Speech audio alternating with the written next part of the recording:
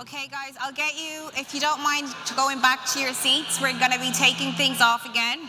Ooh, my bad. The mic? Is that me? What?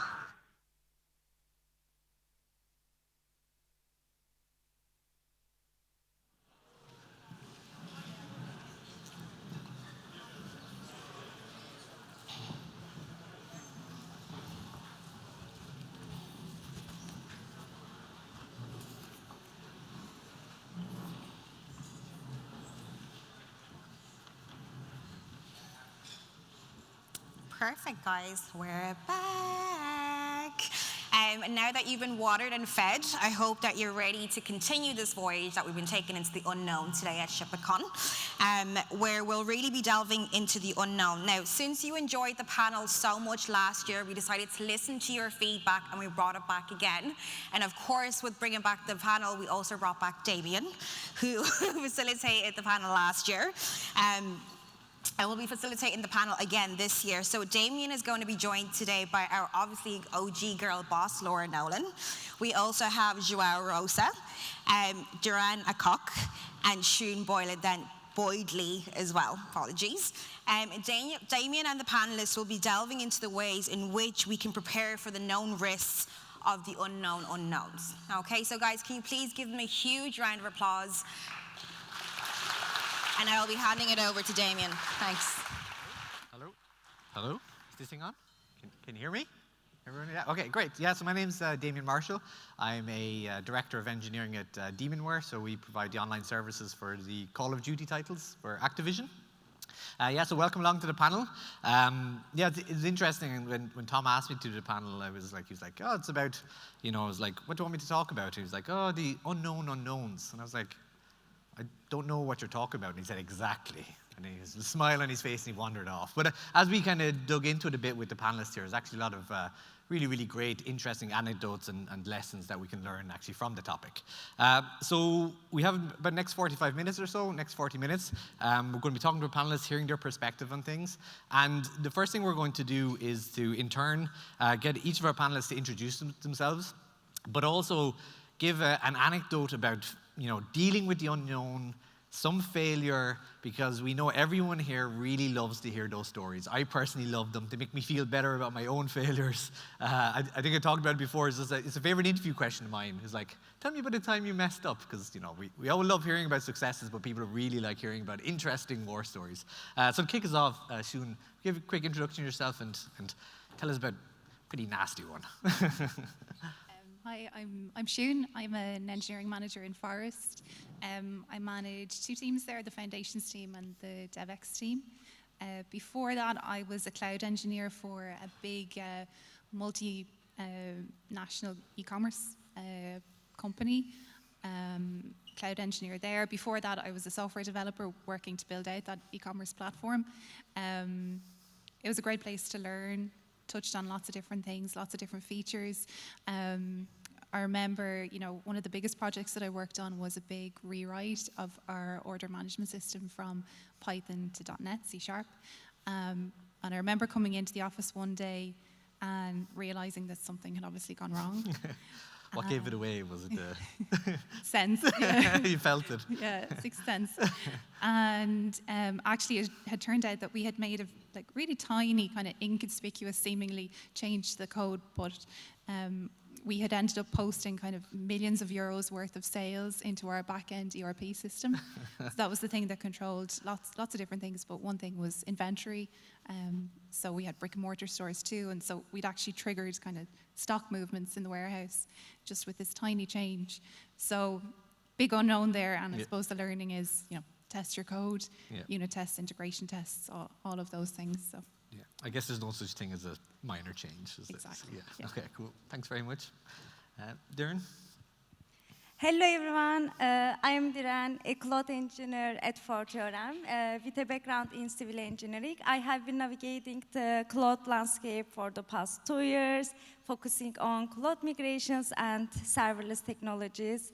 And while I wanted to change my career path from civil engineering background to the cloud, my journey has been really exciting transition. And during this journey, I embraced lots of the unknowns. And as you asked also about the unknown stories, let me share really an insightful anecdote with you. When I joined the Fortran, I worked with some of internal projects, and recently I have been maintaining our observability plugin SlickWatch, which actually my colleague Luciano will be talking about in detail today. But I will share something behind the scenes. SlickWatch is currently written in JavaScript, and we wanted to migrate the code base from JavaScript to TypeScript to make code maintenance and new feature development easier, faster, and safer.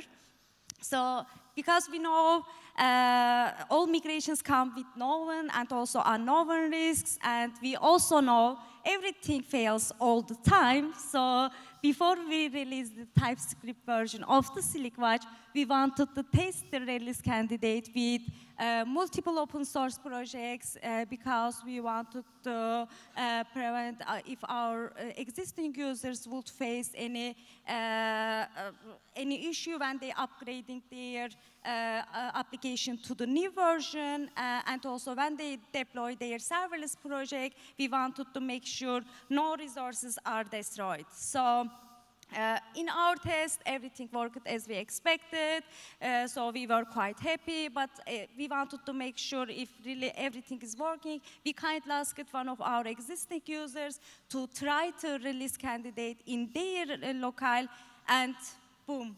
Of course, he faced an issue at the upgrade level. So I was really surprised to see that error at the upgrade level, because we tested the release candidate with multiple projects, but then we realized we were missing in all of this project one of the resources they have in their project. So yeah, welcome to the unknown world. So, and this experience taught us preparing for the unknowns goes beyond planning the known risks. So, and with this experience, I think it is really important to actually be flexible to the adaptability and also be open to changes. Yeah.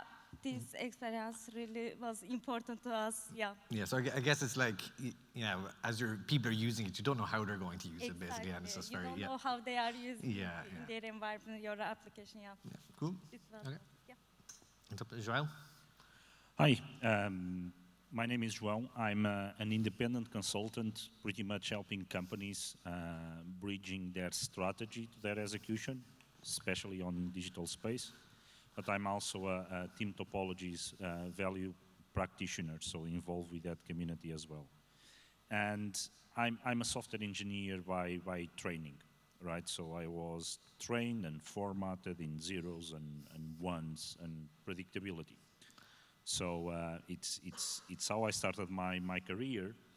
And although I'm not longer in Ireland, 10 years ago I landed here. So I'm Portuguese, and myself and my wife, we moved here because we want to live the Irish dream. And I started to work in a company that doesn't exist anymore, was acquired, but did software for social workers to manage cases. You know, could be childcare or adults or people in need, this type of stuff. And working with that, there was a crazy bug, you know, duplicated cases pop up, but with just that customer in one location. We couldn't quite figure out how this is happening, why this is happening, you know, this type of stuff we debug, try to replicate. One of the persons of the team travels there and noticed that the person double-click, triple-click the button because the internet is slow. It's a thing that we didn't account for because, you know, you do the RFI, RFP, and people say, yes, we have stable and good internet connection, we trust that. And this was, you know, as I you know, gain more years of experience, I start to understand that not everything is zeros and ones. That we didn't have the best engineering practices like idempotency and proper observability to see what system was doing. But also if you are successful and more people use your software, these type of things pop up. As you said, people just find uses for that tool because software in the end is a tool and people are going to find ways to use that. So from then on, I start to look beyond zeros and ones. And this is what formatted me, that everything is an open system, right? If we think about systems thinking, especially if we come from IT, everything is a closed system, we can control that, and that is a lie. Everything is an open system, we are exposed to the environment, we need to learn from the environment, and we need to plan against the environment. And this is what I'm being doing. And it's been an interesting journey how to tackle and be flexible as well, to use the same language against these unknowns. And I must say that I have some dogmas, and the dogmas are on the observability area because, well, I burned myself too much on that area. Well, yeah, I really like just what you're kind of saying there about like success, like breeding more, because it's just like the more it's used in interesting and weird ways. So sometimes it can be like, it feels like might be getting on top of people. I think it's just like an interesting lesson. It's like, oh, why are we still having all these problems? It's like, well, actually, you're being more successful. It's seeing it used in more different ways. Therefore, these things will happen, and you have to be adaptable and adapt to that. So that's great. Definitely. Yeah. Cool. Laura? So I gave a talk earlier, so I wouldn't bother to fully reintroduce myself, but I will just say that until this morning, I was a principal software engineer at Stanza, and I'm informed that my position has now changed to OG girl boss at Stanza. So I'll give a story. This is something I wrote a public blog post about during my time at Slack. And I'm really glad that this was given to us as a prep question beforehand, because I'm always horrible at thinking about these things when I'm put on the spot, even though, of course, I have millions of stories, but thinking of what is hard. But on this day, what happened was we noticed that errors were rising and latency was getting higher, and it just looked like everything was just kind of slowly walking off a cliff, and then it did. It went blah. And we were like, what's going on? All of our load balancers are up and claiming that they're fine, and we have all of our web hosts are up and claiming that they're fine, but why isn't the traffic getting from the load balancers to the web hosts? We hadn't changed any of the configuration stuff around this, like what was going on? So we had to go on, we had to go into a journey into the unknown, and it turned out that what happened was, for efficiency reasons, a couple of years beforehand, somebody had written this weird little plugin. And it was just a script, and what would happen is when console template would write out a new list of the web hosts, that script would read that in, and it would try to write, using the HA proxy API, try to write that into a number of slots in HA proxy's internal configuration. And this avoided having to restart HA proxy all the time, which was good for a bunch of reasons. So what had failed on this day was we had too many web hosts. We'd scaled up past a certain magic number, and that just made the script fail entirely. And because it was just a script, just getting triggered when the host list got written out, there was no metrics, there was no dashboard for this, there was some logs, but it was just this like weird little corner that nobody really knew anything about. And because somebody who was no longer on the team had written it, no one else had really ever worked on it, people had just forgotten it was there. And that's why one of my rules now is like, don't build little dark corners like that. Try and make things at least a constantly running sidecar or a centralized service. Never build something that hasn't got a dashboard, particularly if it's something critical like configuring your load balancers. So. Yeah, like it's a situation I've got into myself in the past. Just remind me, like I'd start off with a small script, and then I'm using it, and then it's like, oh god, this has got out of control, and I've no way of testing it now. And it's just, and then suddenly it's underpinning. It's like that XKCD thing. It's underpinning a lot of stuff, and so it's treating. If code is in production, to just treat it like production code, no like one-off scripts and stuff. And if you're not careful, you can end up with 100 of these things like kicking around the place, and every single one of those is a risk. Yeah, cool. Great. So I guess we kind of, thanks for those interesting stories. I hope it brings some of you guys some solace. Maybe you can identify with some of them. So I suppose there's a couple of different areas we wanted to kind of talk through. One of the first one I wanted to talk to you guys was about, before we, touch a keyboard or anything like that. A lot of part of preparing for handling the unknown is around the process side of things. It's more just, different do things we do in our team or things we do in our company. So I'd like to kind of get a perspective. You have the microphone there, Siún. I guess, could you talk about maybe any approaches that you've seen, like for, as a team or as a company, preparing or identifying risks or reacting or something like that? Yeah, one thing I can think of that we do is we formed a risk register. So kind of company-wide, list out all the things that could possibly happen, possible risks. And it is kind of a frightening exercise to do, but actually, a great first step is to get that awareness. So list out all the items that you think might be at risk, and then kind of take each item, maybe rate it by, the potential impact or the probability that it will have or could have, and then that'll give you a value of, risk. And you can use that to kind of prioritize the list and take it apart and start working on it. And then we meet every month with a small group of kind of leaders and people from different areas, and make sure that people are working on kind of the highest items on the list, and that we're always aware of those risks. Do you ever, because I've dealt with risk registries in the past, and sometimes I find that they grow quite big. And there's always one hanging around, which is like, universe explodes or something, and it's like, and then is there a grooming part to it then where things are removed or yeah? Yeah, definitely. Like it's very iterative. So we always review it. We remove items once they've been addressed and add new risks, etc. And then obviously you can always take risk to kind of the nth degree. So a bit of common sense and a bit of really looking at that probability, and the likelihood that something will happen and bubbling those things up first. Okay, yeah. Right. I think someone last year gave the example of, it was a similar kind of thing, but they said if something related popped up 3 times or something, they had a number, then we're like, okay, we're dealing with that. Even though it was like maybe a low probability, it kind of elevated up in terms of like technical debt dealing with it. So yeah, Diren. Actually, in my experience, the process of preparing for the unknown involves a holistic approach that extends beyond coding. I believe when it comes to, I think the most important task when it comes to create a project is documentation.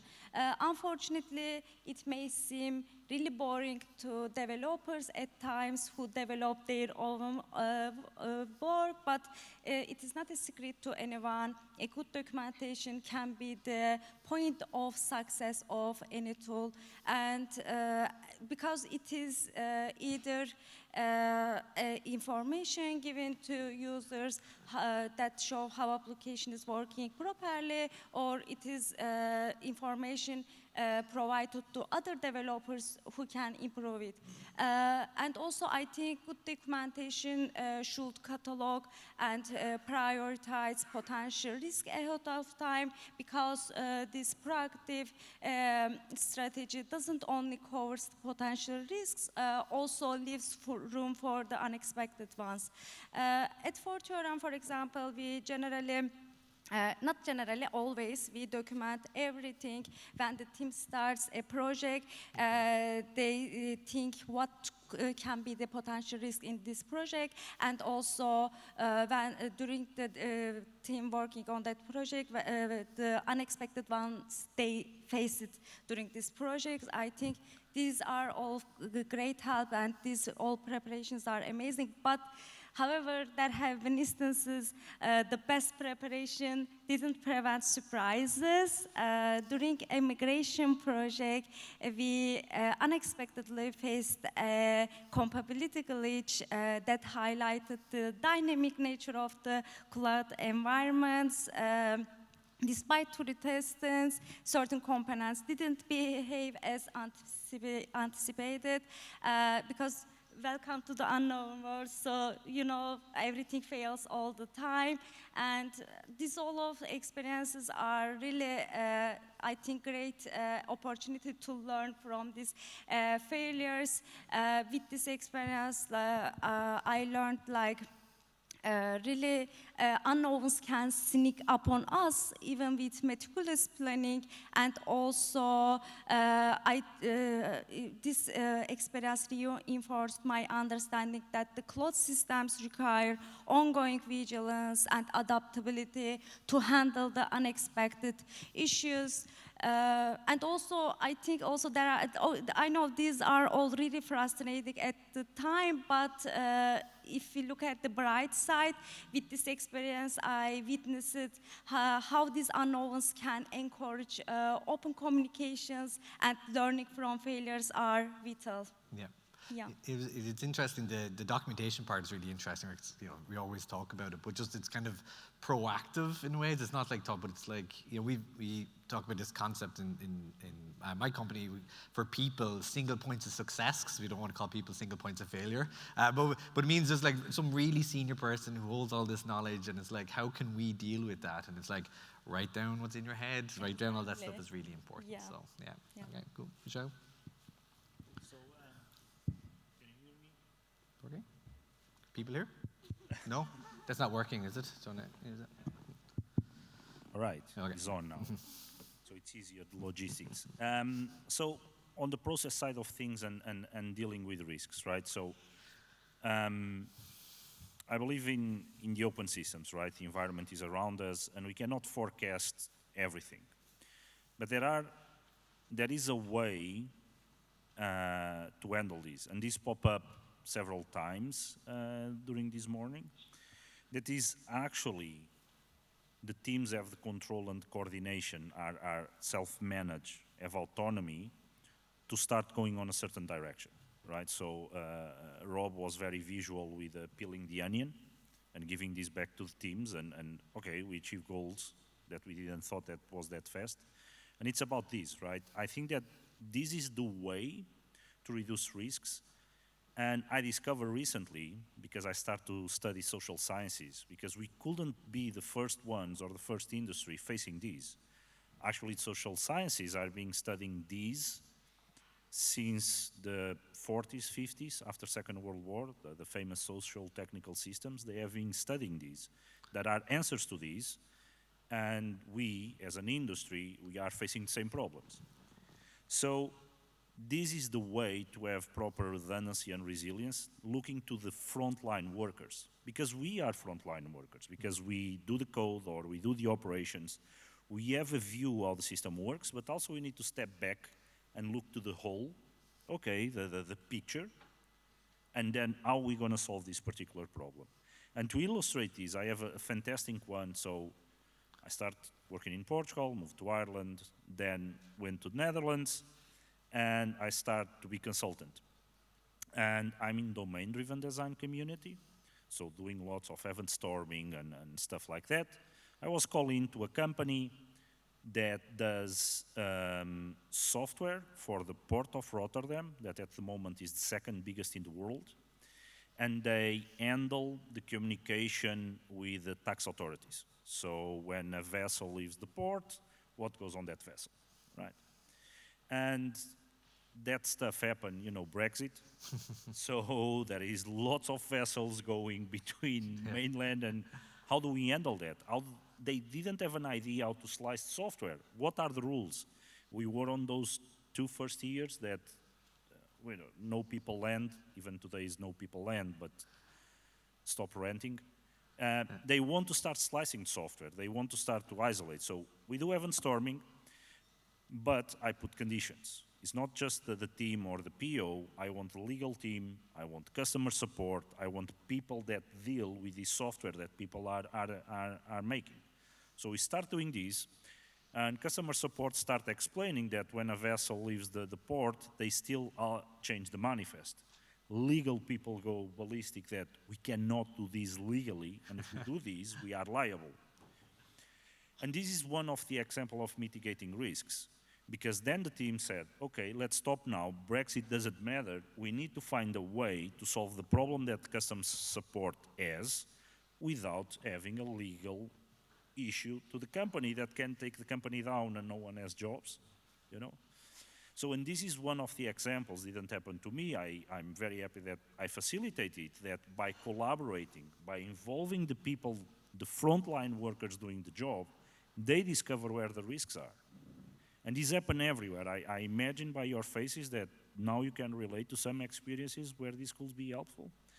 And I challenge you, you know, also to try to do these experiments. You know, you're gonna uncover lots of risks, and the process will pop up. Then, yes, you need to document, then you need to communicate with others, but this is the best way that I find so far to uncover these risks, and then decide how do we manage them. Do we accept them, or do we fix them? Right? Yes, I guess it's like, it's perspective in a way, because like if you're within your area or your domain, you'd be like, everything's fine, and then you're just, someone's really worried about something that you've never seen. That's a great example. Exactly. Yeah, very cool. Thanks. I have to say, you don't look like you could have been studying in the 40s and 50s. Kudos on your skincare routine. I'm really interested in those areas as well that you were talking about. So in my talk earlier, I talked a little bit about the shuttle accidents and sort of the way that human factors and safety has taken this sort of turn since those. There was a hugely influential book about the Challenger disaster called The Challenger Launch Decision, written by Diane Vaughan. Fantastic book about risk and how perceptions of risk and management of risk works in large and complex organizations. I think there's a lot we can learn from it. She finishes up at the very end of the 10th chapter, which is called Lessons Learned. And she basically says, you know, all of this is all very well and we can learn all these things, but if the people at the very top who are setting the direction of an organization are not on board with prioritizing safety and reducing risk, then it's very hard for the organization as a whole to be safe, because you get this sort of persistent pressure through an organization to deliver, and always like take these little risks and take these little chances in the name of going faster and producing more. And she's quite cynical. I mean, she says herself it's a very cynical view, but I think there's something to it. So I think there's a lot to be said for, you know, leadership caring about this stuff and sort of visibly caring. But other thoughts I have around this is that risk is always situational. I mean, your example earlier about the warehouse and, you know, things moving around as a result of a software bug, I think that's fantastic. Every organization has different sets of risks around what they do, depending on what your business is. If you're a bank, you have, you know, risks of, you know, mislaying a whole bunch of money. There's one of those crypto startups right now that can't get into one of their wallets that's got like millions and millions and millions of dollars worth of Ethereum on it. So you have weird risks like that can be idiosyncratic to the business. I think it's very valuable to think about what are your absolutely unacceptable outcomes. So things that can drive you out of business, financial loss, data loss. Screwing up your warehouse is real bad. My dad worked in logistics for years and years in the 80s and 90s, and he has some great stories about not being able to find anything in warehouses due to software bugs. Data corruption is another one, things like your duplicate cases. So think about what your risks are. There's a great exercise you can do called a pre-mortem, where basically what you do is you sit down and you ask the team to imagine that you've wound up in this bad situation. You know, how did you get there? And everyone will come up with like a different story about how you might find yourself in this super bad situation. And that tends to actually give you a bunch of stuff that you could potentially work on or at least be aware of. So I really like that as a kind of, as an exercise. So, but I think it's one of the things that seems to be shown to make a difference is just keeping the fact that risk exists at the forefront of your mind as a team, as an organization. So doing what you can do around that. It's like a detective show you're talking about, the pre-mortem. It's just like, here's the crime, you caused it. Yeah, exactly, yeah. You are Agatha Christie or Sherlock Holmes, and how did this happen? Okay, cool. Maybe we'll have we can move on to the next section. I kind of wanted to more talk about we've a lot of, engineers here and software developers and DevOps engineers, etc. Let's focus a bit on the technical side of things. So in your experience, like, from their side, you're working on a risky project, is there any technologies or tools or anything that, would be relevant for folks in your office if you want to talk about it? Joe, do you want to go first, or whoever? Yeah. Yeah, I can go. So I told you in the beginning, I like principles, I don't like dogmas, because with dogmas is how religions are born, but I have a dogma. It's instrument, whatever you can have. So after some bad experiences in my craft as software engineer, I start to strive to instrument everything, because even storing some data, because I don't have a question today, I might have a question tomorrow, right? The world can start burning tomorrow, and I might have some answer or some indication to go there. So this is what I give to people starting in the industry. Oh, how can I get my craft? It's not only know how to classes work in Java, or the runtime of .NET runs, or why npm downloads all the packages, but it's also about having these basic tools. If you have a problem, can you debug the problem, right? Forget about runs in my machine. In the live environment, in production environment, can you have insights to go there? So this is my number one rule, because we need to have transparency, we need to know what is happening, and needs to be tied back to the business processes. I actually wrote a chapter of a book for O'Reilly a couple of years ago, showing how we can connect the business goals to what we do inside of a domain and the code, and have more technical stuff, and how these things can be tied back. And the example that I bring here, that I'm super happy, when I moved to the Netherlands, and before being consultant, I work in one of the biggest e-commerce companies in the Netherlands, and they started with Oracle and Delphi, grew successful, and then breaking down that, having proper domains. So it was the first time that I work in a fairly big organization with proper business domains and teams inside of those domains, so no business and IT. And one of the things, we moved to the cloud, and before moving to the cloud, we instrument everything. Before moving to the cloud, because the cloud is way more unstable than a data center.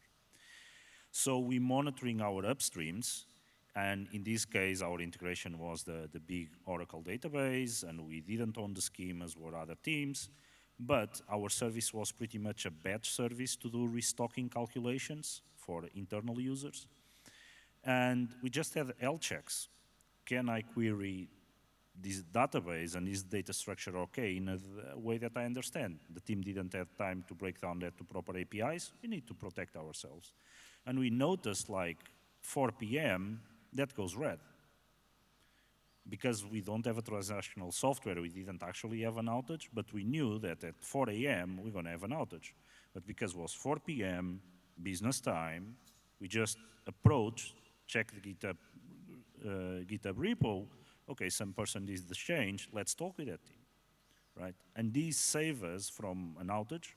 When I arrived there and we didn't have these mechanisms, was outage after outage.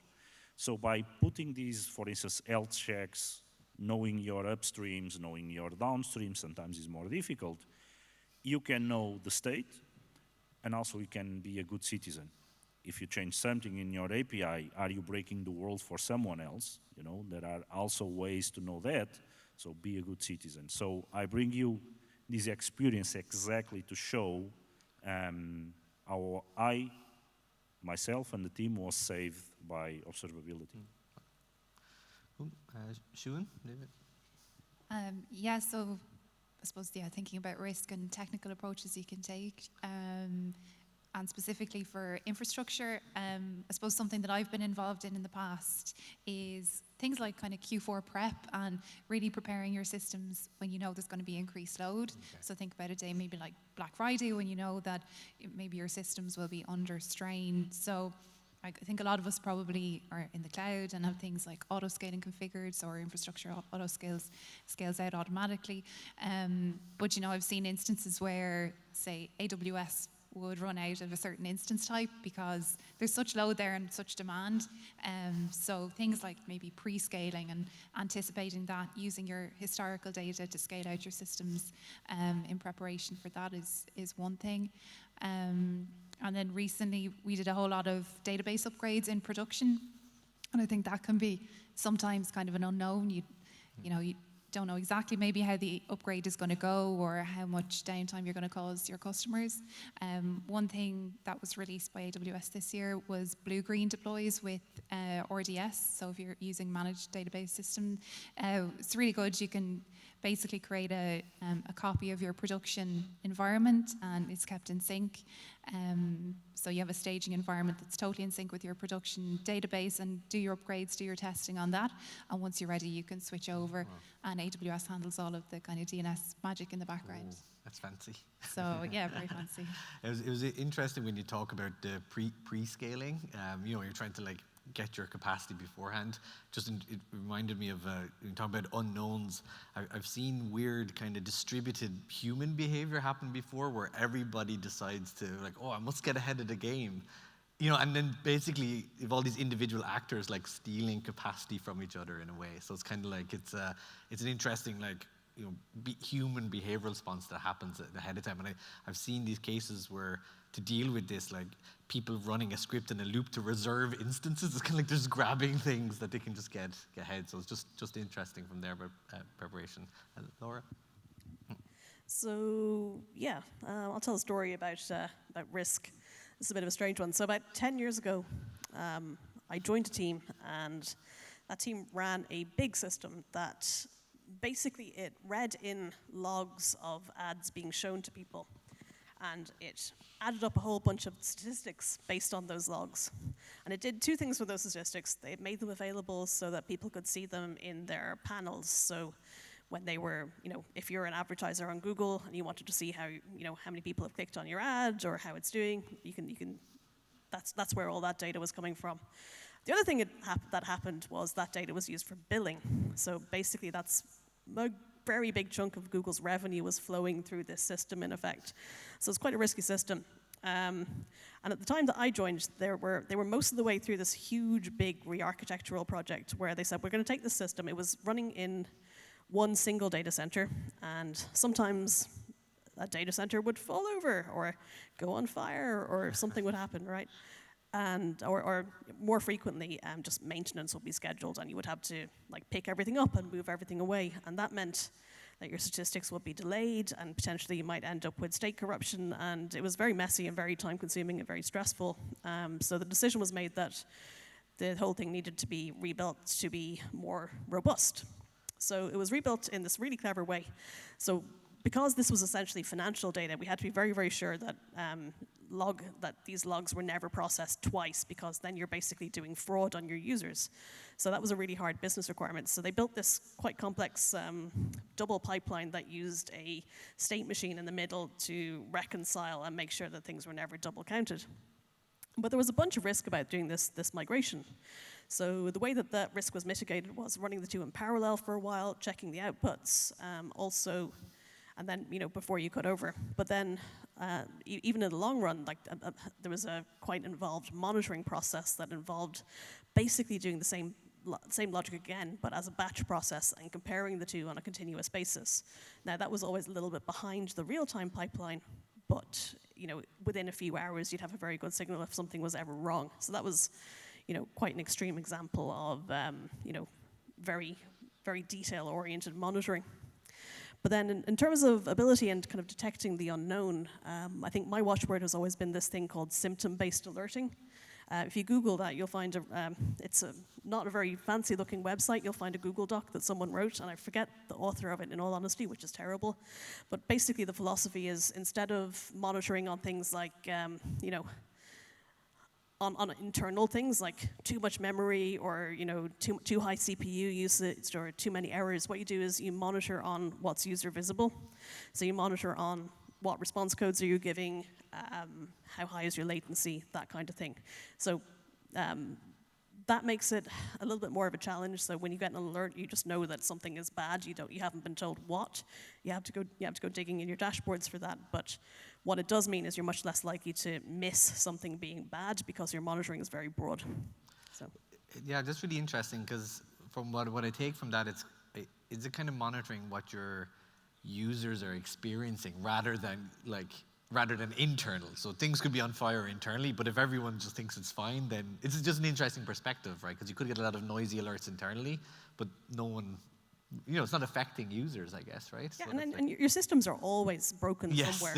No system is ever perfect for Yeah. longer than about 5 minutes. Yeah. So there's always something, but hopefully most of the time your users think everything is fine. Yeah, So, yeah. it's not a big disaster, right? Yeah, because oftentimes you're trying to think of what do I instrument, but it's like as long as your users are happy, then you can fix the other stuff in your time. Yeah. Okay.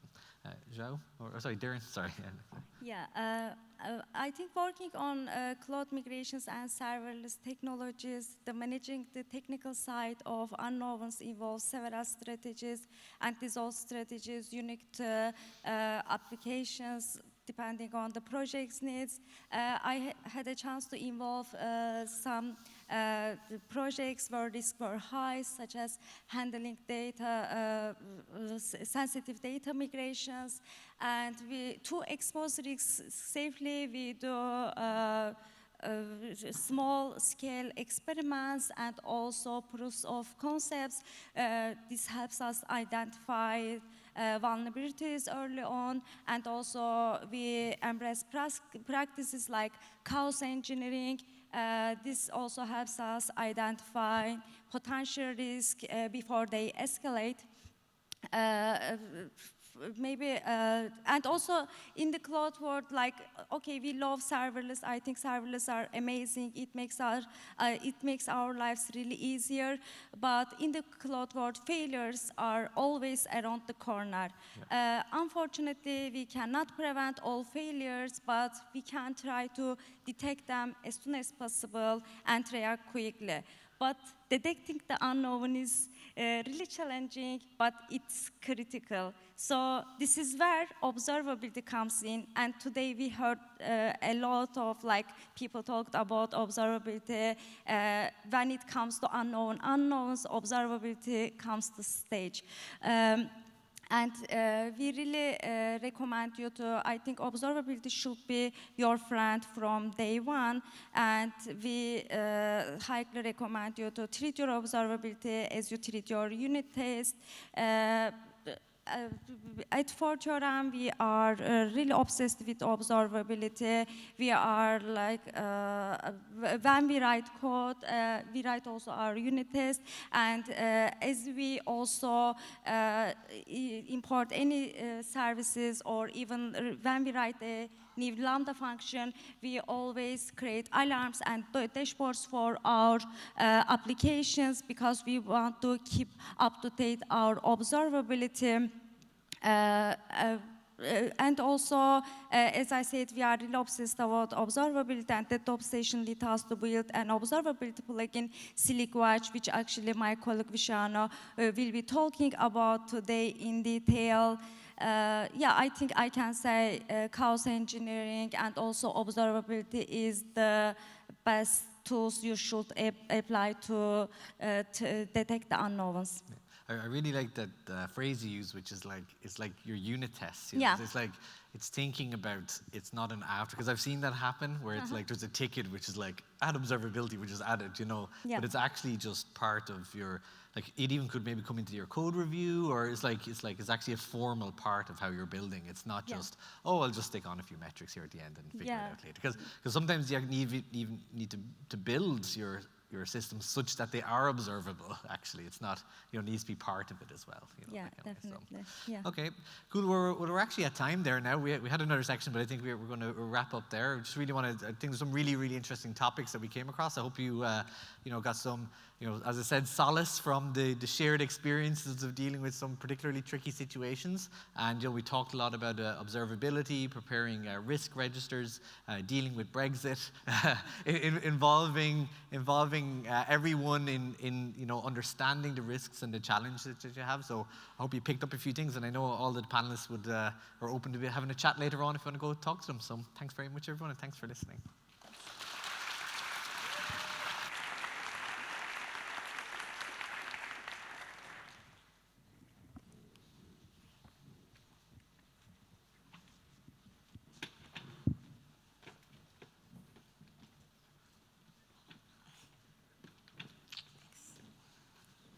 guys, let's give them one more round of applause for the amazing panel discussion today.